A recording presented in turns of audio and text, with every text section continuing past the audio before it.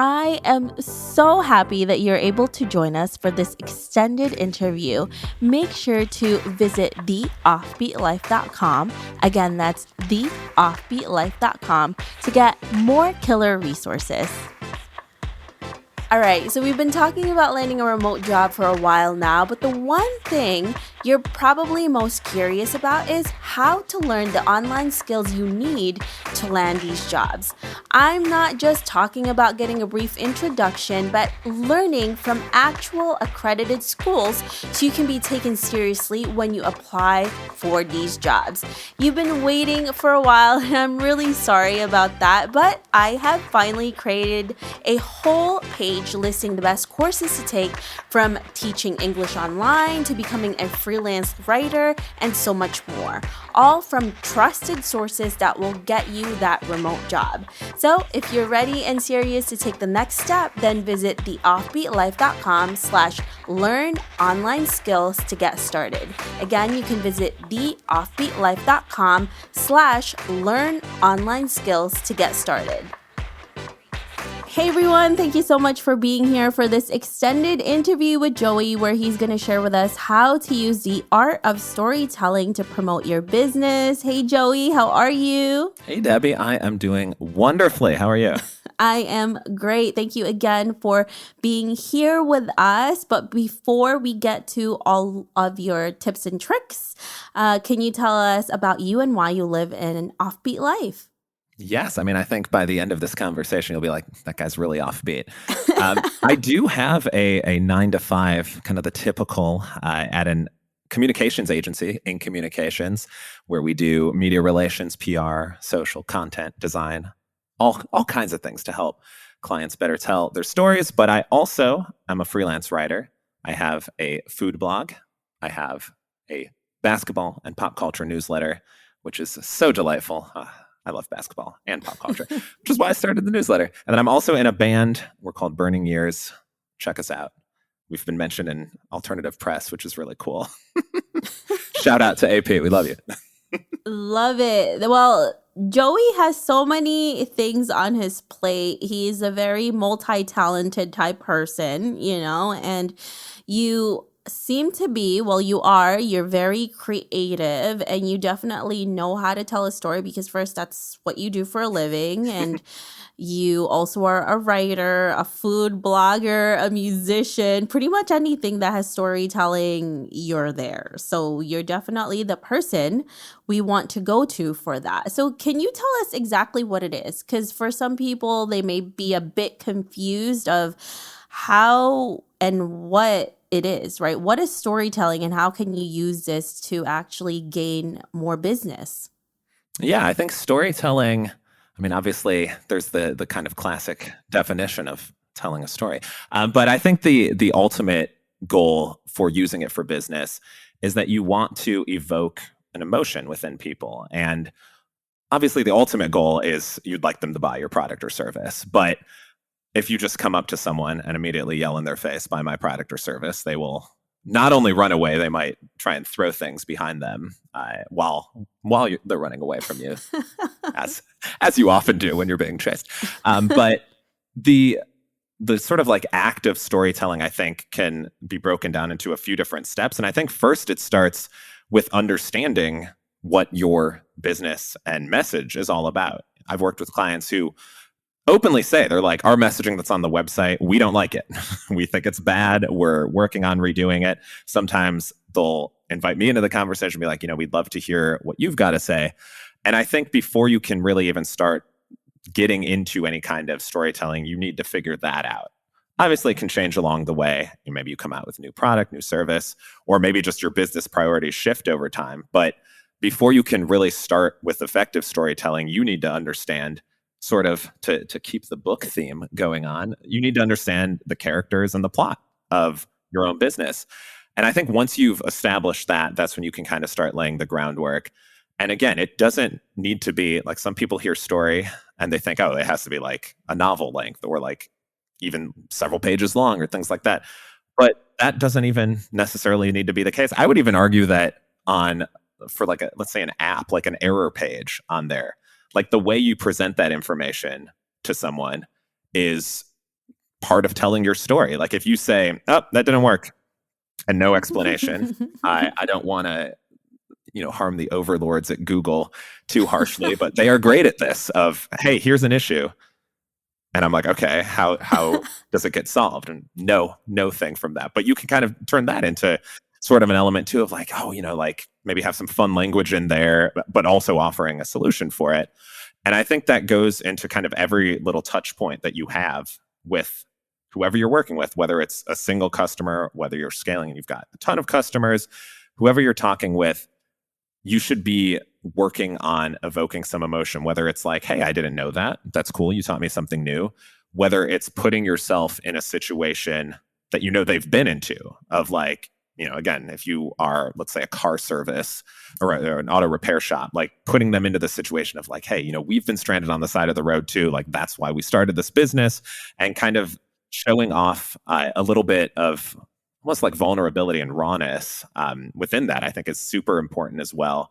Because Debbie, you and I both know if you are fake, people will see through it, and your stories have to be real. That doesn't mean you have to tell 100% of like life that's going on. If you have a crazy ulcer or something, you probably don't need to share that. But that could also work depending on what your business is. But it goes back to finding those sort of authentic and genuine moments and then connecting with people on that. And then once you do that, you have to do it several times. There's the old stat, which I will get wrong, but it's something like people need to see something, I think it's 7 or 8 times before it really kind of sticks in with them. And so telling that story and finding tweaks and modifications to it where the core message is the same, but maybe there's some shifts along the way is a wonderful goal to work on. And it's a fun creative exercise too. I love that. Well, you gave us a lot of different tips, right? Like how to make sure to tell that story in order to make that interesting. You really have to evoke emotions. You have to make sure somebody's reading it or watching it and there's a feeling behind it. Right. And it's relatable as well. But for somebody who's not as creative, they don't maybe know how to make their story. Like you mentioned, maybe they have it's a car company, right? And obviously the owner of this is probably not a good storyteller, because that's not where his expertise lie. Where would be the first thing that you should go into if you don't want to hire somebody and you want to start this out yourself? Like what is the first or maybe the top 3 things that you can do to make something more interesting? Like a truth that seems boring to you, make it more interesting for your ideal audience.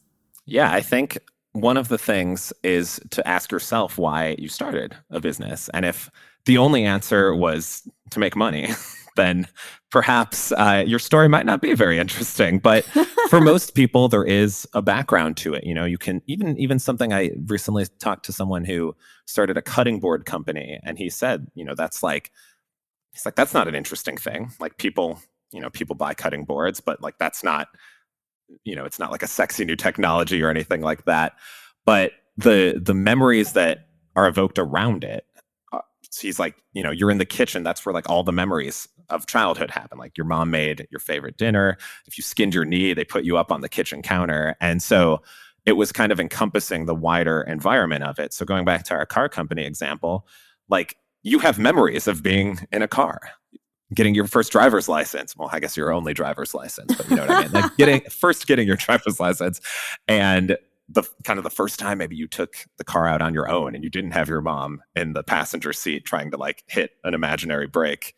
It's like going into adulthood, right? Yes. That's like your first thing into adulthood is having your driver's license. Yeah. And there's memories of, hearing certain songs on the radio. Maybe there was, for me, throwback to my Miami friends, but Pretty Ricky, if you remember them. They were an R&B group from like the 2000s.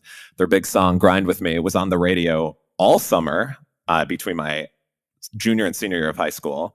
And anytime I hear that song, it takes me back to going to summer league basketball games. And we'd be driving across the suburbs of Chicago while this song was playing. And we'd be like singing along in the car, like we're all harmonizing. And just this, it like takes you right back to that. And I think that's part of it as well, is that you're bringing people to a certain memory. And maybe the act of storytelling itself, or the act of like what you sell itself, is maybe not the most interesting thing, but the memories that come around it. And I think that again goes back to why you started your business in the first place, is probably because it gives you good feelings and it makes you feel nice and like you're helping the world by selling whatever you're selling. And I think that's a first element of it.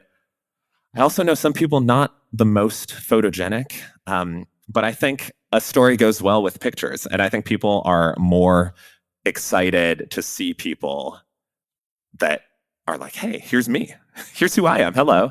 And then they're like, oh, that's a friendly looking person. Like, I'll read some more about this. And that like, you don't have to go crazy with a photo shoot. It's not like 8,000 pictures. But I think if you go to like an About Me or About Us page on a website, like when you see people alongside their names, I think that does introduce like a little more authenticity to things. If it's like, oh, here's Earl, like he's just, he's a nice guy. Look at his background, like that's super cool. And I think that's a good combination to kind of have those two together. And then just tell stories to other people that you're talking with. Like while you're kind of honing this messaging, like chat with, maybe it's your employees, or maybe it's someone you're living with at home, like a spouse, or even like if your kids are old enough to understand the concept of stories, which I think most kids are smarter than we give them credit for sometimes. So just kind of like running different little ideas by them. Because I think it can be very easy to get into a bubble and be like, this is the best thing I've ever written. And then you show it to someone else and they rip it up in front of you and walk away. No, it's never that bad. But they'll like, what a horrible person. And then you are not friends with them anymore. I know. But those are really great tips. And one of the things that I also learned about storytelling is make it feel like a conversation, right? And not just like an article on like a scientific journal or something, And I think once you make that into like a conversation between you and your reader, it seems more real.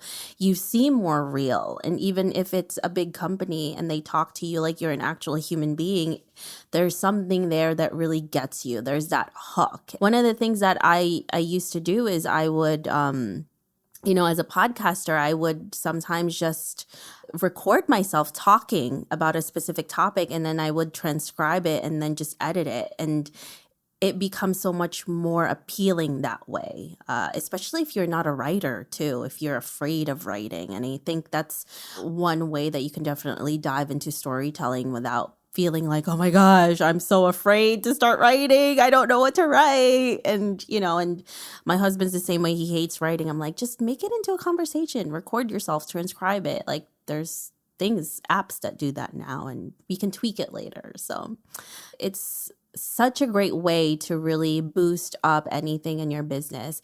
Now, another thing that I did want to ask you, Joey, is how do you translate that storytelling into actual income for a business, right? Because it's great once you have your story aligned, you have that hook, you get people in. Now, how do you gain that trust? Well, actually, once you do that, you should have the trust, right? And then how do you translate that into the dollars? Because, that's what we all like, the dollar bills. I really thought you were going to pull out prop money. I was very excited for it. or like those the money shooting things to be like, hey, I don't know what those things are called. Just like money cannons, I guess. Money cannons, whatever. Got to get one of those. That'll be on the holiday wish list next year. That'll be great. I would like to be in person, Joey, when you do that. Okay. Yes. we will meet up somewhere, and I will let you take a turn on the money cannon. Yeah. No, I don't want a turn. I want the money coming. Oh, you want the money? Okay. That's fair. I'll shoot the cannon. You can keep the money. Yay, just for me. That's amazing. Well, to answer your question, outside of money cannons, which that's a great way to get money as well. But I think you touched on the key component there is building that trust. And it comes from a little bit. I know a lot of people like to preach like, hey, give away like all kinds of free stuff, which I don't know if you necessarily have to do, but I think you do need sort of that foundational level of trust of like, okay, this is someone that knows what they're talking about, and understands kind of like the issues that I have that their product can solve. And I think once you can showcase that, people are a lot more willing to buy. And there's going to be some people that, whether they subscribe to a mailing list or come visit your site regularly, that will never buy the product. And that is totally fine. Like there's going to be people like that. You're not going to have 100% conversion rate on everyone that comes to see what you're all about. But the people where you can paint that picture of, hey, I understand what your problem is, and here's how we solve it. And when they can see that, they're way more likely to purchase. So in my case, as a freelance writer, in many cases, I'm working with companies on kind of like content marketing writing. So if I can see like, hey, your problem is that you want to be like ranking for certain keywords, or you've got like 2 blogs and they were posted like 6 months apart, you need like a more consistent cadence type of thing. And having that conversation with them and understanding like, okay, these are like the areas they know they're struggling with. And then here are some areas that they really don't identify as problems, but like those also are ones. And then to show like, hey, here's how I can help you solve that. And in many cases, if you can make their lives easier along the way, that's a huge thing too. So if you can show all of that, which I know it's not always easy, but I very much enjoy the idea of speaking. If you're like, hey, a blinking cursor is terrifying to me, you can certainly talk. I'd even say like go out on a walk and you get the fresh air, like pop up your notes app or the voice memo, I guess the voice recorder, whatever it's officially called, whatever your phone calls it.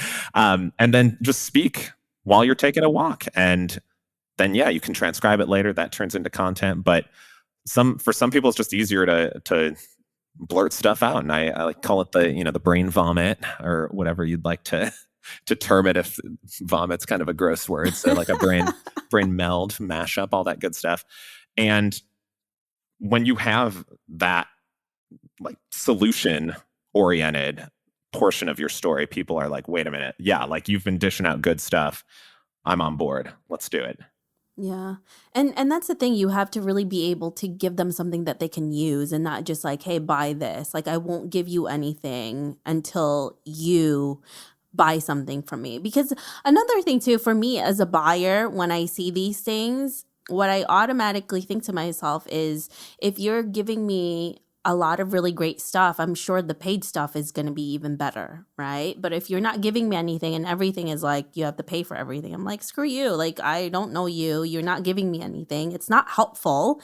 If you're not helpful, then it has no use for me. So that's a really great way of doing it. And obviously there's a fine line between giving everything away to giving some good bits, but they need certain parts that they have to buy as well. So I love that, Joey. And yes, like just, for some people, it's really stressful. Writing is really stressful, and it's a good way to just record yourself because, we all like to talk, at least most of us. But anyways.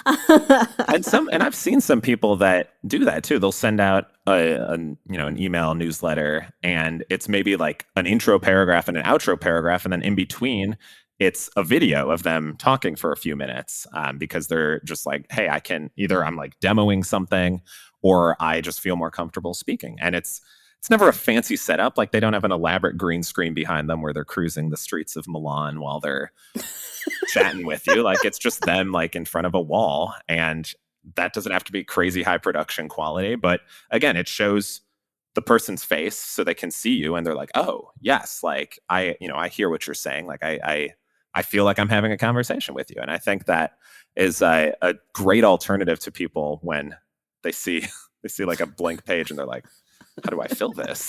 You can get creative. Love it. Well, thank you so much, Joey, for all of these incredible tips that you gave us. We really appreciate it. I'm definitely I took notes. Lovely. For sure. And we'll be using this. So thank you, Joey. If our listeners want to know more about you, where can they find you? Yes, you can find me at joeyheld.com.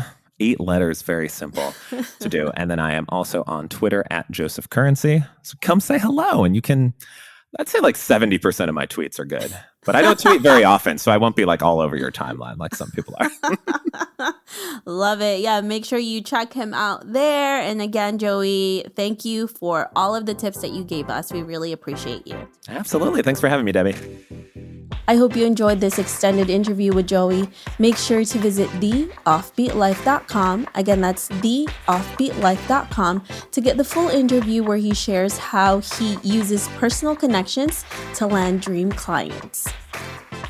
Hey friend, have you been wanting to start a podcast? I know it can be overwhelming in the beginning. Believe me, I have been there. Lucky for you, we have created a new site called howtocreateapodcast.com that shares a ton of freebies that can help you get started. From launching, growing to monetizing, we share it all in one place. Visit howtocreateapodcast.com for more information. Thanks for joining me on this extended interview. Don't forget to subscribe and leave a review on iTunes. We can also chat some more on Facebook at The OB Life. I'll talk to you soon.